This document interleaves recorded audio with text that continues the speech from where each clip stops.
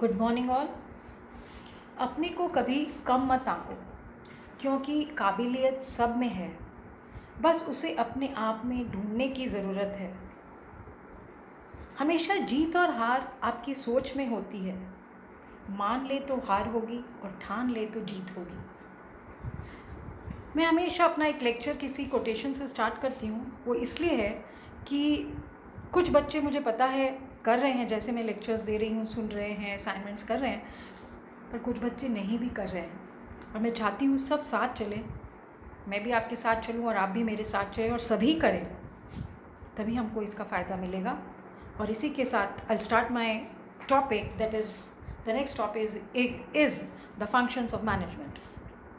So there are 5 functions of management. You know, मैंने आपको बताया हमारी पूरी बुक जो है फर्स्ट वाली, वो इन फंक्शंस ऑफ मैनेजमेंट पे ही बेस्ड है। That is planning, organizing, staffing, directing and controlling. POSDC भी हम इसको बोलते हैं। And there are 5 functions of management: planning, organizing, staffing, directing and controlling. Now will go with the first function. You all know कि management का जो फंक्शन होता है, management is a very dynamic function and he has to perform number of functions, and that has been divided into 5 categories. And the first function of management is planning. Planning means deciding in advance what has to be done in future, what is to be done, when it is to be done, how it is to be done, and who is to do it. What is to be done, क्या करना है, when it is to be done, कब करना है, who is to do it, कौन करेगा, and how it is to be done, कैसे करना है. So that is planning. Planning means deciding in advance what has to be done in future for achieving the organizational goals both effectively and efficiently. Effectively means achieving goals on time, and efficiently is achieving goals with minimum cost. तो हम पहले से ही, अब आपको 12th में अगर 90% score करने हैं तो आपने अपना प्लान बनाना है कि मुझे रोज़ कैसे कैसे कैसे काम करना है. It is deciding in advance what has to be done in future. Planning can not prevent a problem, but it can predict it. And हम लोग उसका एक कॉन्टिजेंट प्लान बना के रख सकते हैं कि जब भी वो प्रॉब्लम आए तो कैसे सॉल्व होगी. सो that is planning. Without planning, no organization can be successful, because it is the first and the foremost function of management. If planning fails, all the other functions of management will fail. It is the basic function, the main function. Now the next function is organizing. What is organizing?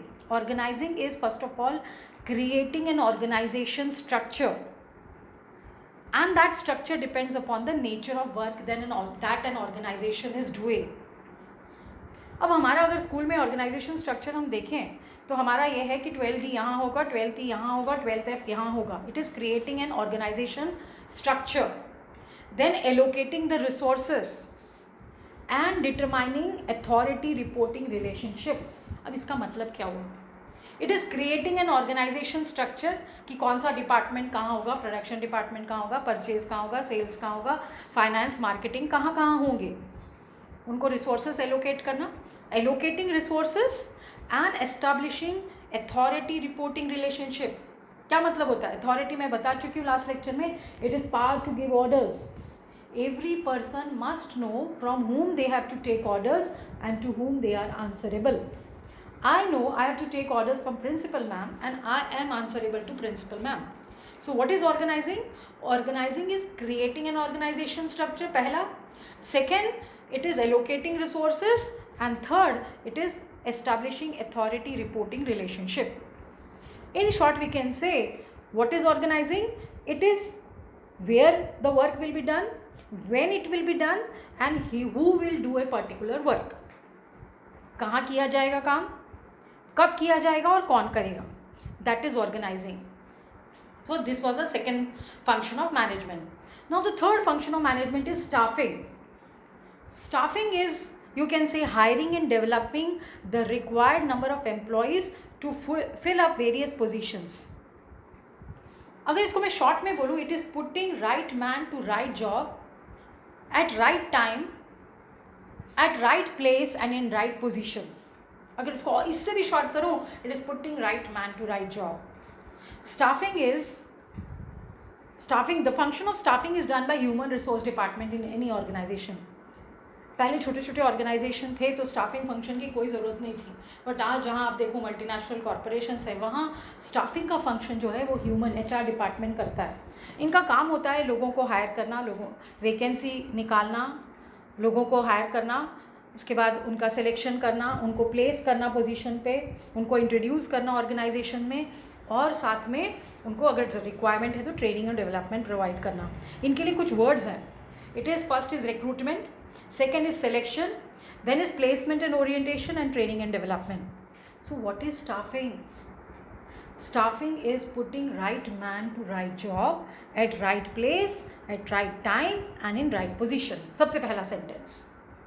दूसरा इसमें लिखेंगे there are certain you can say process involved in it and they are recruitment, selection, placement and orientation and training and development. तो ये क्या काम करते हैं? Staffing function कौन करता है? अभी मैंने बताया ह्यूमन रिसोर्स डिपार्टमेंट. क्या करता है? राइट मैन को राइट जॉब देता है, राइट प्लेस पे अपॉइंट करता है, राइट टाइम पे जब चाहिए तो राइट टाइम पे अपॉइंट करता है. और क्या क्या प्रोसेस होते हैं इसके? Recruitment, selection, placement and orientation and training and development. Line से लिखेंगे. पहला आएगा रिक्रूटमेंट, इन्वाइटिंग एप्लीकेशंस को बोलते हैं रिक्रूटमेंट. सिलेक्शन करेंगे हम, जब एप्लीकेशंस हम इनवाइट कर लेंगे तो उसमें से अच्छे कैंडिडेट को सिलेक्ट करेंगे. Then placement and orientation, person को प्लेस करेंगे पर्टिकुलर जॉब पे और उसको इंट्रोड्यूस करेंगे न्यू ऑर्गेनाइजेशन में. उसके बाद अगर रिक्वायरमेंट है तो उसको ट्रेनिंग और डेवलपमेंट प्रोवाइड करेंगे. So what is staffing? It is putting right man to right job.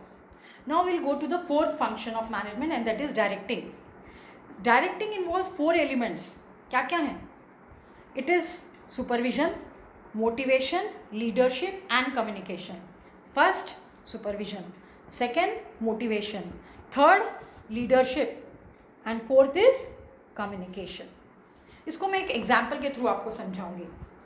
Suhasini एक ब्रांच मैनेजर है फेबमार्ट. फेबमार्ट एक ऑर्गेनाइजेशन है, वहाँ पे she is the branch manager and they are making handicraft and handmade products. तो उनके आर्टिसंस ने बेड कवर्स बनाए, बड़े ही सुंदर बेड कवर्स बनाए, और वो बेड कवर्स बहुत ही सुंदर बन के निकले, बट वो बहुत एक्सपेंसिव हो गए थे क्योंकि वो सिल्क के बने हुए थे और वो बहुत एक्सपेंसिव थे. तो सुहासिनी को लगा कि ये तो इतने कॉस्टली हो गए कि एवरेज कस्टमर तो नहीं खरीदेगा इसको, हाँ ओकेजनली खरीद सकता है. तो उसने सोचा कि क्यों नहीं हम अपने कॉटन बेड कवर्स बनाए जिसको एक एवरेज कस्टमर खरीद सकता है. So she called her artisans and told them कि you have made a very beautiful bed covers but I think for regular purpose we'll sell the cotton bed covers. Why don't you make for regular sale, why don't you make cotton bed covers? और बहुत जल्दी artisans agree हो गए कि ठीक है cotton bed covers regular occasion के लिए बनाएंगे ताकि ज़्यादा सेल हो. अब उसने इसमें क्या किया? उसने उनको सुपरवाइज़ किया. सुपरवाइज मतलब गाइडेंस प्रोवाइड की कि रेगुलर ओकेजन्स के लिए कॉटन बेड कवर्स बनाएंगे हम. उसके बाद मोटिवेट भी किया कि कितने सुंदर बेड कवर्स बने, तो इससे वो मोटिवेट हो गए.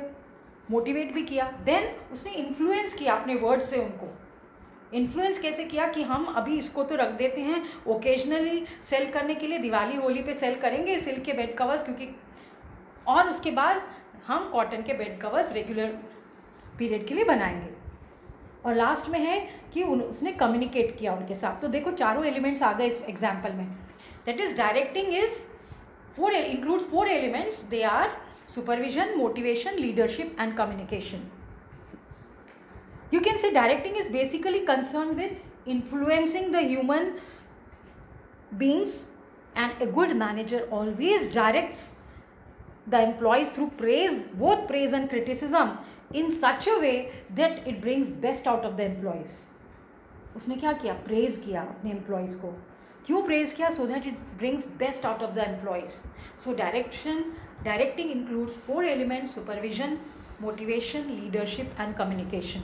ये 4 एलिमेंट्स हैं. हम आगे वाले चैप्टर्स में, आने वाले चैप्टर्स में इनको डिटेल में पढ़ने वाले हैं. वैसे भी सारे फंक्शंस को हम डिटेल में आगे आने वाले चैप्टर्स में पढ़ेंगे क्योंकि इन सब का एक एक चैप्टर है. And last function of management is controlling. Now what is controlling? It is monitoring the actual work with the set objectives. इसको भी मैं एक एग्जाम्पल से आपको बताऊंगी.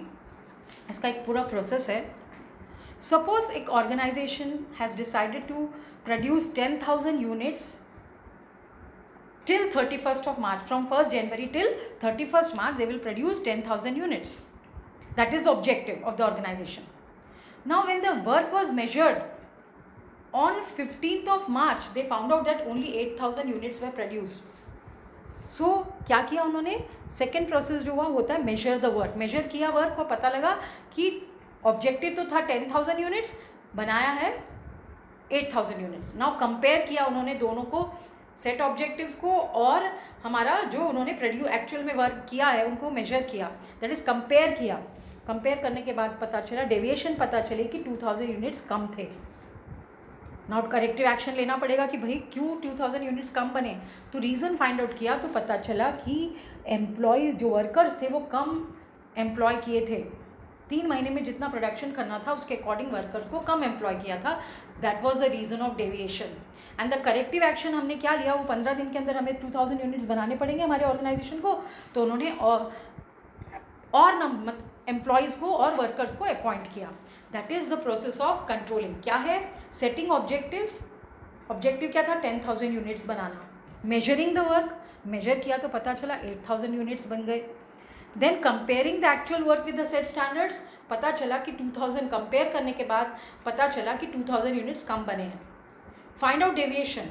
रीज़न फाइंड आउट किया कि क्यों कम बने हैं और रीज़न पता चला कि नंबर ऑफ वर्कर्स जो थे वो कम थे. And take corrective action. Corrective action ये लिया कि हमने और वर्कर्स को अपॉइंट किया. So controlling is monitoring the actual work with the set objectives to find out deviation and take corrective action on time. अगर हमने करेक्टिव एक्शन टाइम पे नहीं लिया होता तो हमारा जो प्रोडक्शन है वो मार्केट में टाइम पे नहीं गया होता और हमारी सेल्स कम हो गई होती. So that is controlling. Controlling is to find out deviation and to take corrective action, and the corrective actions are never taken to penalize anybody, rather you can say to achieve the goals on time. So controlling aims to ensure that everything is done according to the predetermined goals. So that is controlling. So what are the 5 functions of management? Planning, it is deciding in advance what has to be done in future. Organizing, creating an organization structure. Allocating resources and establishing authority reporting relationship. Then third function is staffing. Staffing is putting right man to right job at right place at right time and in right position. What is directing? Involves 4 elements. It is supervision, motivation, leadership and communication. And what is controlling? Controlling is setting objectives, measuring the actual work, comparing the actual work with the set standards, finding deviations and taking corrective actions. So these were the 5 functions of management. Please revise the topic, and I think you will revise the topics regularly. Thank you and God bless.